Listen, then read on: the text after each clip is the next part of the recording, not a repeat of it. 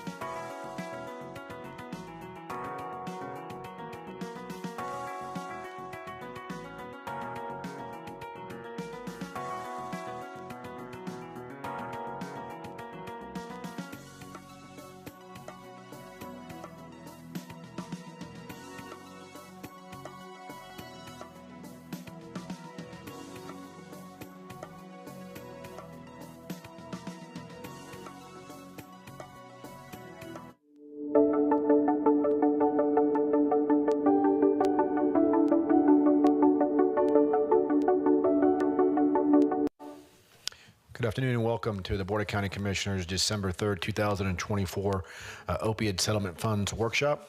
Before I pass things over to the County Administrator for opening remarks, I want to say that Commissioner Miller will be participating today virtually. And with that, Ms. Wise. Thank you. Welcome, Commissioners, and I hope you all had a nice Thanksgiving, and a special welcome to Commissioner Bowles for your first workshop. And the purpose of today's workshop is to provide an update on to the BOCC on how the county has been addressing the opioid crisis since 2017. And the county is one of many counties that undertook litigation against the opioid manufacturers, the distributors, and the pharmacies to address the crisis, and the crisis, of course, is still ongoing. And as a result of the litigation, we are in receipt of opioid settlement funds. And so Commissioner Myers asked us to come back and talk to and give you all a status about that. And as you'll hear today, the county is anticipated to receive nearly $127 million over the next 18 years. And to date, we've received $26 million. A portion of this is a direct allocation to the county, and a portion, the larger portion, is actually as a regional allocation, which you'll hear about. Information and recommendations have been received and reviewed by our Behavioral Health Task Force and the Hillsborough County Advisory Board. And I want to thank Dr. John Curran, who is the chairman of the HCAB, and Brad Harrimans from the Behavioral Health Task Force, the chair of that committee, for being here today, and they're available as well for any questions. And I'd also like to extend a thank you for our various partners who serve on the task force and the advisory board, because their input is invaluable to helping us get to where we are today, but also how we allocate and manage the funds throughout the years. Today, I welcome the board's input, as this will assist us on finalizing the implementation plan, which will get submitted to the state of Florida. And the plan will be presented to the board at your January board meeting. And so first, I'm going to have Carl Harness, Chief Human Services Administrator, provide a brief overview, and then Kevin Wagner, our new Director of Healthcare Services, will go through the presentation and the next steps as we move forward. Thank you. Good afternoon, Mr. Chair, members of the board. Carl Harness, Chief Human Services Administrator. We'd like to thank you for providing us with this opportunity today to present you with the information for the Opioid Settlement Funds Workshop. And we'd also like to thank the board for allowing us time to provide you with briefings before the presentation. And we felt that it was important that we do this because we had some new members on the board that wasn't privy to some of this information. Please be reminded that in addressing this crisis, the county is focused on community involvement throughout the process, including the Opioid Summit, various public meetings, and feedback to our staff from the community.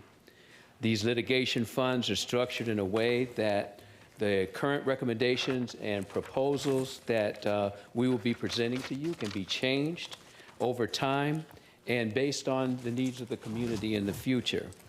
These funds are focused on providing resources to the community, with no more than 5% being utilized toward administrative purposes.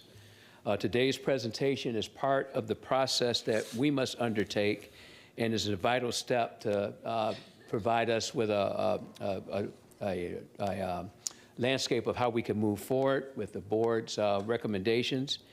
And we will also be coming back to the board at a future board meeting for approval of the implementation plan, which we must submit on an annual basis to the state. I have with me today Mr. Kevin Wagner, Mr. Dean Jessup, and Ms. Catherine Benson from the County Attorney's Office to forward the presentation. And with that, I will ask Mr. Kevin Wagner to come to the podium and begin the presentation. Thank you.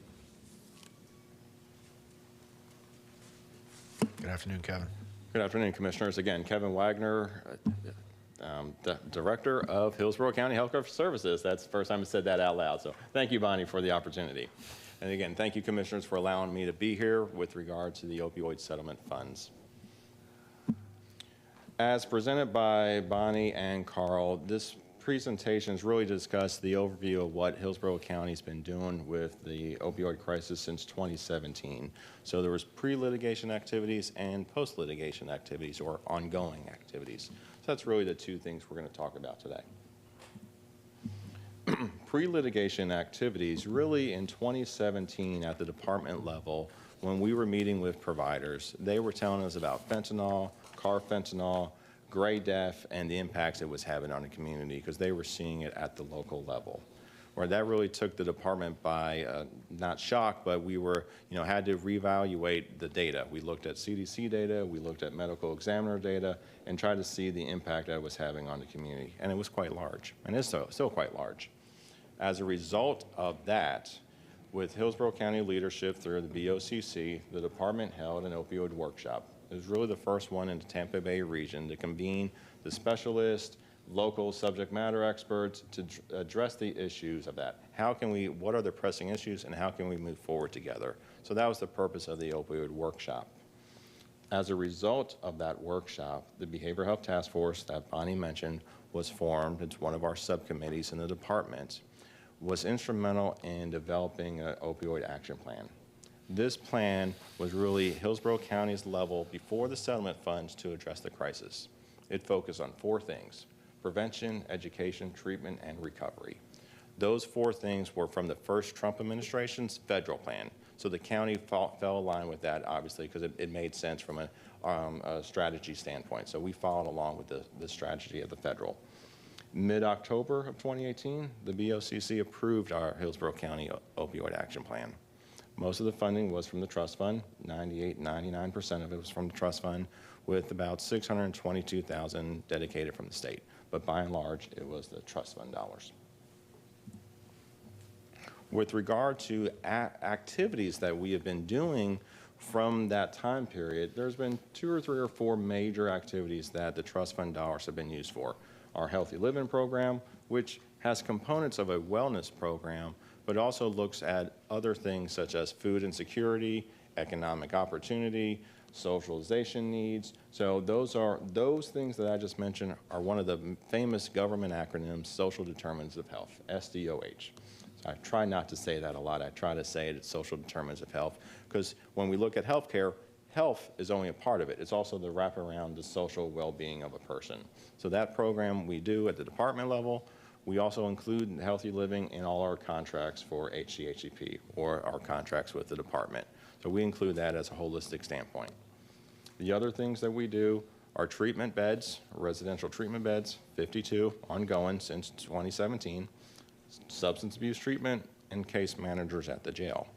I want to take a second and say the case managers at the jail is a unique one, because individuals leaving the jail as they leave incarceration before they get discharged can get applied and make sure they're on the Hillsborough County health care plan upon leaving the jail. So there's a continuation of care. They're not out on the streets without medical care or medical opportunity. So it's really a continuum of care to promote and look for a soft landing into the community. Our other one-time investments that the board approved, what we were greatly appreciative of, the community step-down facility, which was from American Rescue Plan dollars. That building is being renovated right now at 1800 Orient Road. That's going to work with the continuum of care. As individuals leave the jail, the case managers get them in the health care plan. They have an opportunity to go into voluntary treatment, get the SDOH, the social determinants of health, from 60 to 120 days. So again, promote a soft landing re-entry into the community. That building is currently being renovated, hopefully opening by November of next year. If we can get a generator sooner, it would open sooner. And then the last one, the psychosocial clubhouse. This was a private partnership with the Agency for Community Treatment Services, ACTS. This clubhouse, they put in around $1.2 million. The county put in $1.2 million in community development block grants and $150,000 in general fund grants for this clubhouse. This deals with people who are mentally ill, give them a socialization aspect. They take care of their clubhouse, they work in the clubhouse, they run the clubhouse. It really gives them a well-being that they can function in society by this clubhouse. It's really an innovative model. So those were the items that have been going on before the litigation funds. Now this slide is a lot of words, and I'm not going to read all the words. I appreciate that, Bonnie. But it's a couple things. We know, as Bonnie indicated, that Hillsborough County was one of many, many local governments to take on the opioid manufacturers, pharmacies, distributors. We were filing lawsuits. The state of Florida did file a lawsuit and unified the approach for all the local governments. And the local governments, such as yourselves, had the opportunity to be part of that lawsuit. A little bit easier, power and numbers. The board did approve that at the end of 2021, or September of 2021, to be part of the Florida plan, the MOU. That just unified everything. That MOU allows how we're going to use the funds and move forward with them. The MOU is quite expansive, and we'll talk a little bit more about that. Again, the settlement, the MOU, identifies the funds over multiple years, how they can be used. It also divided the funds in categories: state, city, county, and regional. Where Hillsborough County qualifies for 2 of those 3 categories, obviously. A county allocation and a regional allocation because our population is so large. We are a region of a county. That region includes the municipalities, but we are not taking away from their dollars. They are getting their own dollar allocations.